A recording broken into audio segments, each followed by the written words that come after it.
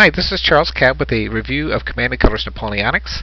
It is probably the top of the difficulty level chart for Command & Colors series. The series started with Battle Cry, which had Civil War era and had leaders, and then it moved on to Memoir 44 and Battle Cry. No, I'm sorry, not Battle Cry. Battle Lore and Command & Colors Ancients. The Command & Colors Napoleonic system is, to me, a combination of all the systems put together. So the complexity level is stepped up a bit, but it really does a good job of recreating the Napoleonic era. In Memoir 44, you only had, in the base game, about 3 unit types that you had to worry about. Infantry could only, fire 3 spaces away. Tanks could fire 3, it was very simple rules, but the basic unit types. And then Battle Lore was kind of the fantasy thing, and it introduced the idea of support. So when units stand together, such as this group right here, they could support each other, and they didn't have to retreat when an enemy was attacking them.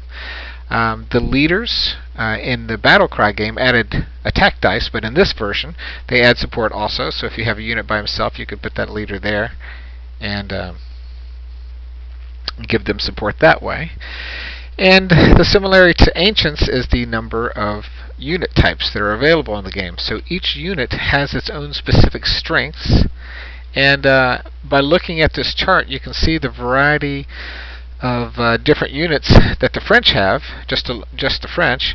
You can see the line infantry have 4 blocks. They can move and fire. That's indicated by the battle cross there. Their range is shooting 2.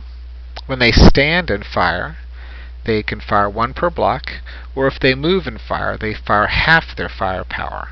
So basically it simulates the effect of a unit having to move and load their weapons, and their effectiveness of firing on the run.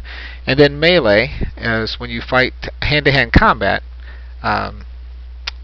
this is how many blocks you get there. So you can see the number of units here and their different strengths and weaknesses. So you've got light infantry, which can move 2 spaces, as opposed to the 1 space of a line infantry. You can see that light infantry also get a +1 if they stand and fire. Then if you look at the British chart, you have the same type of units pretty much, but different effects for those types of units. So you'll see the line infantry here can only move 1 and fire. Can't remember if that's the same or not, but you'll see some differences in the effects of these types of units. So you have to understand your units, where they are, and how to get them into position on the board in order to make them more effective. So Command & Colors Ancients had multiple unit types, but what this game has done is combined the complexity of Memoir 44's terrain and the complexity of Command & Colors Ancients' number of units, plus added some nice Command & Colors Napoleonic elements which make the game very Napoleonic in feeling. Some examples of those are fighting in square. When a cavalry attacks an infantry, the infantry has the option of going into a square, and what happens is they lose one of their order cards when that happens.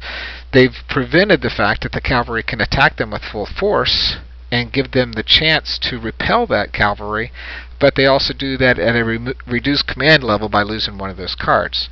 So I'm going to go into the game and kind of go over some of the basics in a separate video, but I just wanted to kind of talk about Command & Colors series and how this one seems to have come about, and how it seems to be the best of the best if you enjoy Napoleonic games. A lot of people don't understand Napoleonics or things like this, but this is a great game to get the chance to explore and learn more about the history of Napoleonics, the warfare, the weaponry, and why it was such a slow warfare. Why was it important to use bayonets and to get into that melee sometimes. Using your ranged units at a distance is key. And another thing that happens in this game that's not in any other is the fact that when you take a hit on a unit, it reduces your firepower. So if a light infantry is fighting against somebody, and he's only got 2 blocks left, he can only roll 2 dice. Now there are some exceptions, there's some changes to that stuff, but general concept is the weaker your unit is, the weaker your attack's going to be.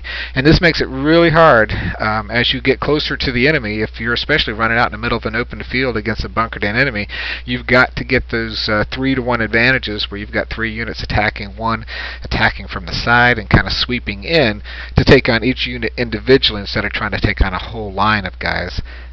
For example, in this scenario, the British are coming forward here and facing these guys who are on a hill and basically just sitting there.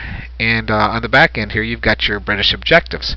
Just achieving those areas are going to give you 2 victory points, just getting those. So if you can find a way to sneak your cavalry around here and pop over there and grab that victory marker, you're good. But you still got to get 3 more victory points in order to win this scenario. And I think I'll go on to the next video.